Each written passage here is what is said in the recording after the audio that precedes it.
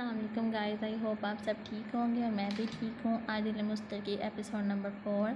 नहीं लगता वक्त विछोड़ियां दा बिन यार गुजारा कौन करे, दुनिया तो किनारा हो सकदा यारा तो किनारा कौन करे, एक दिन होवे ते लंघ जावे सारी उम्र गुजारा कौन करे। वो सा टेबल पर गिराए मुर्दा सा बैठा था। बाहर बारिश ज़ोरों शोर से जा रही थी।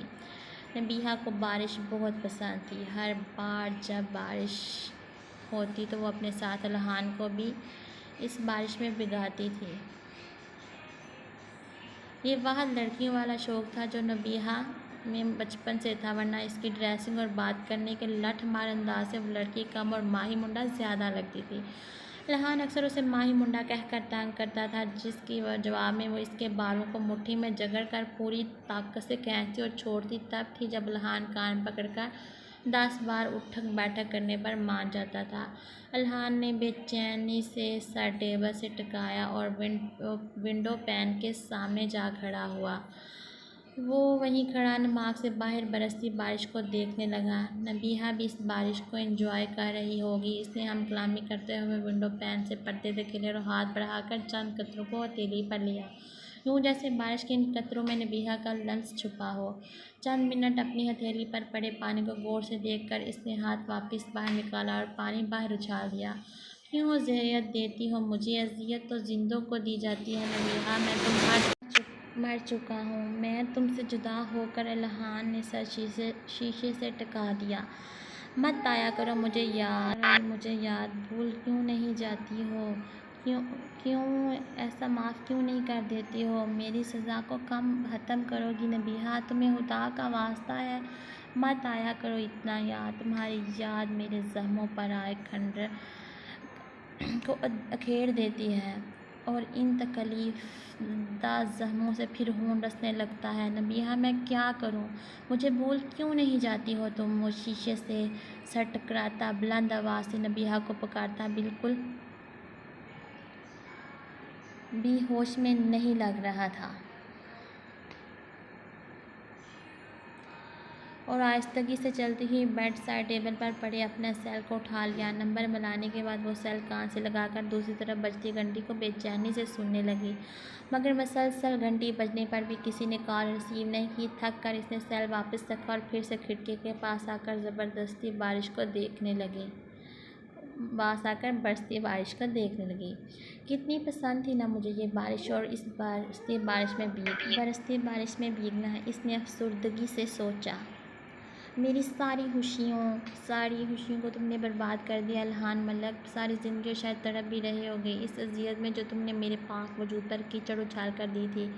गाल पर फिसलते आंसू को इसने बेदर्दी से रगड़ डाला। कितना अजीब होता है ना, हमारे माशरे में मर्द एक गुस्सा से पाक हो जाता है और औरत वह तल ही से हंसी, और औरत अपनी पाकी साबित करने के लिए सारी ज़िंदगी लुटा देती है,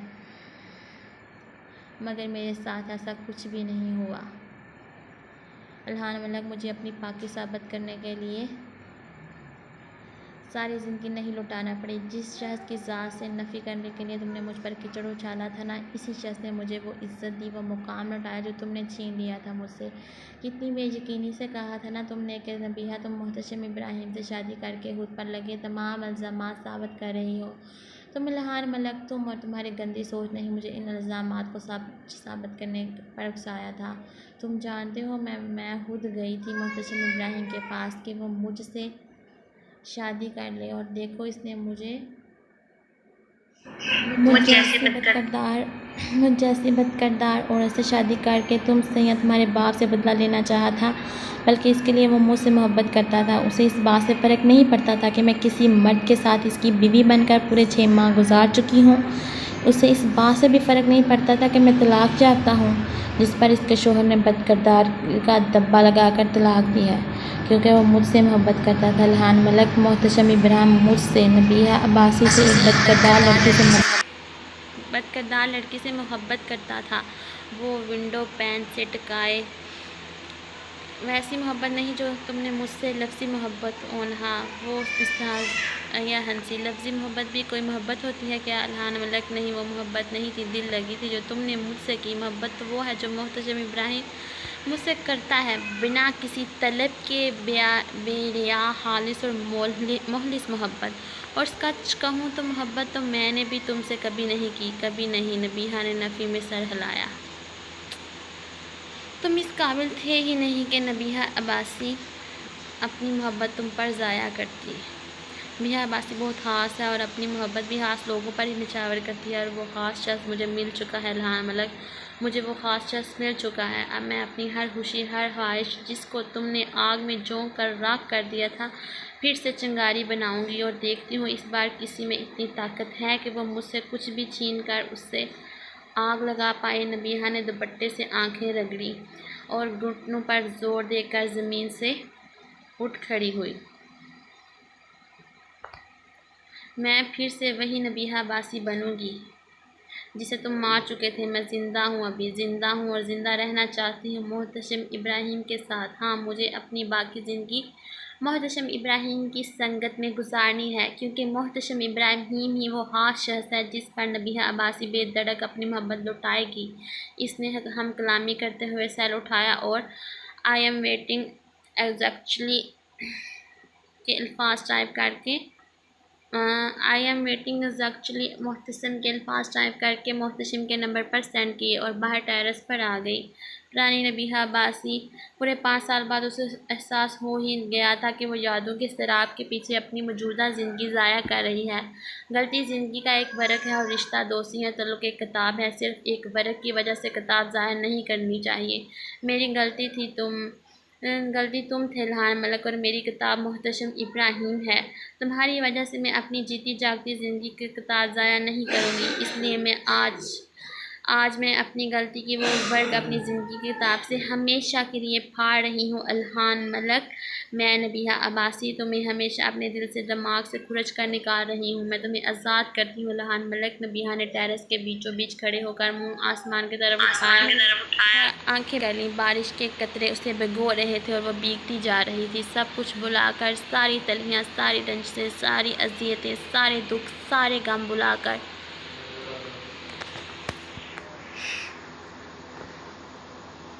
माजी, और फिर से माजी में गई है। और फिर वो देखती है डीप रेड कलर के लहंगे में अपने तमाम तर हुस्न व खूबसूरती समेत दुल्हन बनकर इल्हान मलक के बेडरूम में इसकी सेज सजाए बैठी थी। एक ही ज़ाविये पर बैठने की वजह से थक कर नबीहा ने पुश्तैक की बैग से टिका दी। चंद मिनट ही गुजरे थे जब कमरे का दरवाज़ा खुलने और लॉक करने की आवाज़ इस पुरफसू माहौल में गूंजी। नबीहा ने गर्दन मोड़ कर दरवाजे की जानिब देखा और इल्हान को अपनी तरफ बढ़ते देखकर सीधी हो बैठी। इल्हान बेड के पास आकर रुका और गला खंखार कर सलाम किया। नबीहा ने जवाब में सर हिलाने में इक्तफ़ा किया। Welcome to my life. फूलों की पत्तियां हाथ से साइड पर करते बेड पर नबीहा के एंड सामने बैठा। अब तो मिसिज़ मलक कह सकता हूँ ना मैं? इल्हान ने शरारत से उसे देखते हुए पूछा। कह सकते हो, मगर नबीहा अब्बासी कहोगे तो मुझे ज़्यादा अच्छा लगेगा। एक बात और, मैं अब भी हर जगह अपना नाम नबीहा अब्बासी ही लिखूँगी, हत्ता कि ID कार्ड पर भी मेरा नाम नबीहा अब्बासी ही रहेगा। बड़ी बड़ी फजूल कुड़ी है।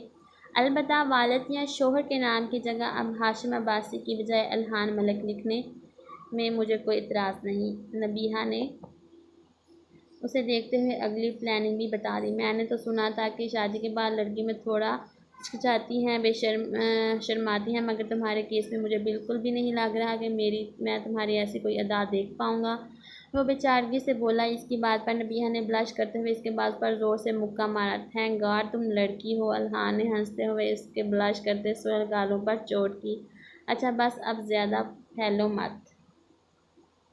आज फैलना तो मेरा हक बनता है मैडम, और आज मैं जीत बांट के फैल कर तुमसे रोमांटिक चैट करूँगा। आंख दबाकर जलील इंसान नबीहा ने दांत रगड़ते हुए फूस से तकिया उठाकर उसे दे मारा, जो नबीहा के सुरंग देखकर मुसलसल से जा रहा था। मुझे मजबूर मत करो मिस्टर मलक कि मैं इस कमरे से चले जाऊँ। तुम्हें इस कमरे से जाने दूँगा मिसिज़ मलक, इसलिए धीरज के। इल्हान ने नबीहा की धमकियाँ में तासुरात देखकर वो मुश्किल अपनी हंसी रोकी। शुक्र है कोई हंसी का मोमेंट आया। Okay I am serious now. इसने मुंह पर हाथ फेरा और चेहरे पर मुकम्मल संजीदगी तारी की। अगर इजाज़त हो तो मैं कुछ कहूँ। वो आजिज़ाना गोया हाँ बोलो। नबीहा ने सर हिलाकर रजामंदी दी। I love you so much. तुम मेरी ज़िंदगी में आने वाली पहली लड़की हो नबीहा। और आखिरी कौन होगी? नबीहा ने आंखें सकेट कर मशकूक अंदाज से पूछा। आखिरी भी तुम ही होगी डेफिनेटली। तो फिर तुम्हें इस तरह से कहना चाहिए था कि तुम मेरी ज़िंदगी में आने वाली पहली और आखिरी लड़की हो नबीहा। मेरे हाथ से शादी की पहली रात को इतना नहीं फ्रैंक हो सकता जितना नबीहा है। गलती से इस तरह से कह दिया। अब क्या शूट करोगी? इसके सड़ने पर नबीहा मुस्कुरा दी। अच्छा आगे बोलो। ये कि ना दिल खुश करने वाली बात। अब तुम चुप रहकर मुझे सुनना। नबीहा ने सर हिलाया। गुड, तुम बहुत अच्छी बीवी साबित होने वाली हो। बस मेरी हर बात पर यूं ही हाँ में सर हिलाती रहना। वो मुस्कुराहट दबाकर बोला। आपके नबीहा ने खामोशी से घूरी दी। इसकी घूरी पर हंसते हुए इल्हान ने उसे कैद में लेकर लैंप ऑफ कर दिया। बस जी। मेरे सपनों को सदा यूं ही महकते रखना। मैंने थामा है तेरा हाथ बड़े मान से। ज़िंदगी वाकई इतनी हसीन थी कि नबीहा को ही लग रही थी वो लहान मलक की संगत में हर गुजरते दिन के साथ पहले से ज़्यादा हसीन और खूबसूरत होती जा रही थी। ये सब लहान की तरफ से मिलने वाली तवज्जो और मोहब्बत का नतीजा था। लहान नबीहा की सोच से भी ज़्यादा अच्छा और ख्याल रखने वाला शोहर साबित हुआ था। वो खुद को इस दुनिया की खुशकिस्मत तरीन लड़की समझने लगी थी जिससे इल्हान मलक जैसा शौहर मिला था जो इसकी हर बात पर बिना इतराज़ किए लबैक कह रहा था। हर फरमाइश चुटकी बजाते ही पूरी कर देता। गर्ल्स हर मामले में बहुत लविंग और केयरिंग साबित हुआ था। 2 महीने इल्हान मलक की संगत में यूं पर लगा कर गुजरे थे कि नबीहा को भी हैरत होती थी कि इतनी जल्दी इतने ज़्यादा दिन गुजर गए। वो दोनों अपने हनीमून से वापस आ चुके थे। रूटीन लाइफ शुरू करते हुए इल्हान ने ऑफिस जाना शुरू कर दिया था और नबीहा एक अच्छी बीवी की तरह तौर पर इसके ऑफिस जाने के बाद बन सवर कर बेचैनी से इसकी वापसी की मुंतज़िर रहती। शादी के बाद वो खुद को बहुत ज़्यादा बदल रही चुकी थी। अपने तमाम तर तवज्जो इल्हान समेत इसके घर को दे चुकी थी। जिस घर को वो अपना घर समझ बैठी थी। इस बात से बेखबर कि औरत का शायद कोई घर अपना घर नहीं होता। मेरे हाथ से कोई भी घर, मर्द का हो या औरत का, किसी का भी नहीं होता। आगे ही जाना है सबने। कितनी देर लगेगी मज़ीद? इल्हान ने रेस्ट वॉच देखते हुए बेजारी से यह फ़िक्रा तीसरी बार दोहराया। क्या है? नज़र तो आ रहा है तैयार हो रही हूँ। फिर बार बार डिस्टर्ब करना ज़रूरी है क्या? नबीहा ने इयररिंग पहनते हुए मसरूफ़ सा कहा। जी बहुत ज़रूरी होता है। पहले तो तुम तैयारी जान छोड़ती नहीं हो। पहले तो इतना तैयार नहीं हो, जब जो तैयारी की जान ही छोड़ती हो। बेजार सा बोला। तो तुम्हें क्या मसला है मेरे तैयार होने से? मुझे मसला तुम्हारे तैयार होने से नहीं बल्कि तैयारी में इतनी देर लगाने से है। वो हुफ्गी अमेज़ बेजारी से बोला। हो तो रही हूँ तैयार, अब और कितनी जल्दी करूँ? हर 3 मिनट बाद तुम अपना अलार्म बजाना शुरू कर देते हो। हम लेट हो रहे हैं नबीहा। इल्हान ने फिर से घड़ी पर नज़र डालकर कहा। मैं नहीं जा रही, तुम अकेले ही चले जाओ। ओ भाई पूरी रोस गई। ये मसला तुम्हारे तैयार होने से नहीं बल्कि तुम्हारी तैयारी में इतनी देर लगाने से है। वो हुफ्गी अमेज़ बेजारी सा बोला। हो तो रही हूँ ना तैयार, अब और कितनी जल्दी करूँ? हर 3 मिनट बाद तुम अपना अलार्म बजाना शुरू कर देते हो। ये बोला। लड़कियाँ जल्दी नहीं तैयार हो सकती। हम लेट हो रहे हैं नबीहा। इल्हान ने फिर से घड़ी पर नज़र डालकर कहा। मैं नहीं जा रही, तुम अकेले ही चले जाओ। ये मज़ा आया। वो मुंह फुलाकर हुफ्की से कहती है। वो वापस आकर कम ऑन नबीहा उठो यार, पहले ही लेट हो गए हैं और तुम जानते हो ये पार्टी हमारे ही एजाज़ में अरेंज की गई है। अगर हम ही मेहमानों की तरह जाएंगे तो और हम क्या सोचेगा? मेरी तरफ से माज़रत कर लीजिएगा, मैं नहीं जा रही। हद करती हो यार। चलो उठो, शाबाश, हरी आप जल्दी करो, जो रह गया है उसे मुकम्मल करो। वैसे मुझे तो कोई कमी नहीं लग रही। इल्हान ने पास आते हुए सज संवर कर बैठी नबीहा को गहरी नज़रों के हिसार में लेकर कहा। कम ऑन उठो। इल्हान ने इसका बाजू पकड़ उठाया और आईने के सामने खड़ा कर दिया। जल्दी से रेडी होकर आ जाओ, मैं गाड़ी में इंतज़ार कर रहा हूँ। वो कहकर अपनी गाल नबीहा की गाल से रगड़ता कीज़ उठाकर कमरे से निकल गया। नबीहा ने सर झटक बाकी की रास्ते तैयारी मुकम्मल की और अपना सेल और पाउच उठाती बाहर निकल गई।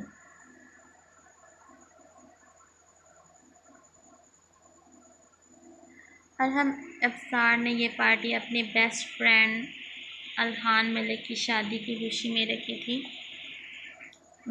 की थी। पार्टी में रहम अफसार ने अपने दोस्तों को फैमिली समेत इनवाइट किया था। इसके अलावा वो रहम के फादर अफसार अली ने भी अपने बहुत से जान पहचान के लोगों को इनवाइट किया था, जिनमें मोहतशम इब्राहिम भी शामिल था। मोहतशम नहीं जानता था कि ये पार्टी किस कपल की शादी की खुशी में अरेंज की गई थी। वो 2 दिन पहले ही लाहौर से इस्लामाबाद आया था और कल ही अफसार अली ने उसे फ़ोन करके इस पार्टी में इनवाइट किया था कि सब कोलीग्स की गेट टुगेदर हो जाएगी। अफसार अली सीनियर ब्यूरोक्रेट थे और सफ्तर इब्राहिम के दोस्त और कोलीग भी थे। मोहतशम के सिविल सर्विसेज ज्वाइन करने के बाद अफसार अली ने उसे काफ़ी गाइड किया था और मोहतशम इनकी अपने फादर के दोस्त और अपने सीनियर ऑफिसर के तौर पर बहुत इज़्ज़त करता था, इसलिए इनके फ़ोन पर मना नहीं कर पाया और वो अब अपने जानने वाले गेस्ट के साथ खड़ा गपशप लगा रहा था जब सामने से वो परीजाद आती दिखाई दी। ब्लैक साड़ी में बालों को डीले से जूड़े में कैद किए, ब्लैक 3 पीस सूट में मलबूस अपने शोहर अल्हान मलिक के साथ कदम से कदम मिलाकर चलती वो करीब से करीब तर आती जा रही थी। इन्हें आते देखकर मोहतशम इब्राहिम जान चुका था ये पार्टी किस कपल के लिए अरेंज की गई है, इसलिए वो चुपचाप वहाँ से निकल जाना चाहता था। इसने एक नज़र इस परिविश को देखने के बाद दूसरी नज़र नहीं डाली थी, इससे डर के साथ ही कहीं इस खूबसूरत और आइडियल कपल को इसकी नज़र न लग जाए। नज़र तो लग चुकी थी, पर वो ये नहीं जानता था नज़र तो लग चुकी थी।